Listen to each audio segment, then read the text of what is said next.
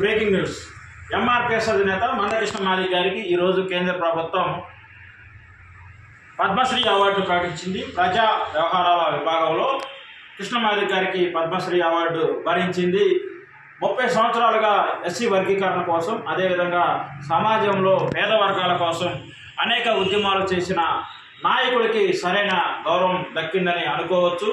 ఏది ఏమైనప్పటికీ ఈ సంవత్సరం కృష్ణ మాదిగ గారికి పద్మశ్రీ రావడం చాలా ఆనందదాయకం. ఈ నేపథ్యంలో మనం ప్రస్తుతం గుంటూరు జిల్లాలో ఎంఆర్పిఎస్ జిల్లా కార్యాలయంలో ఉన్నాం. జిల్లా కార్యాలయంలో ఉన్న మన నాయకులతో కలిసి స్వీట్స్ పంచుకునే పనిలో మనం ఉందాం.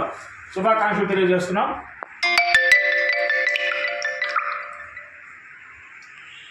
వర్ధిల్లాలి కృష్ణ మాదిగ గారి నాయకత్వం, వర్ధిల్లాలి కృష్ణ మాదిగ గారి నాయకత్వం, వర్ధిల్లాలి. చాలా ఆనందదాయకం. ఇలా స్వీట్లు పంచుకుంటూ మా ఆనందాన్ని తెలియజేస్తున్నాం. మీరు కూడా మీరు ఎక్కడున్నా సరే ఈ ఆనందాన్ని నలుగురితో పంచుకోండి, సమాజంతో పంచుకోండి.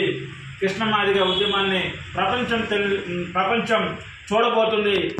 రేపటి నుంచి ఈయన ఎవరు, ఇది ఎక్కడి నుంచి వచ్చాడు, ఈయన చేసిన ఉద్యమం అనేది ఖచ్చితంగా ట్రెండింగ్లో ఉండబోతుంది. ఇప్పుడే మనకి నారా చంద్రబాబు నాయుడు గారు కూడా ట్విట్టర్లో మెసేజ్ చేశారు.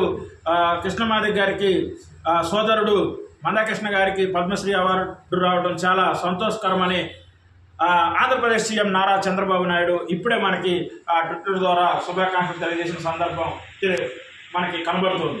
వర్ధిల్లాలి మందకృష్ణ మాదిగ గారి నాయకత్వం, వర్ధిల్లాలి. వర్ధిల్లాలి గౌరవ మందకృష్ణ మాదిగ గారి నాయకత్వం, వర్ధిల్లాలి.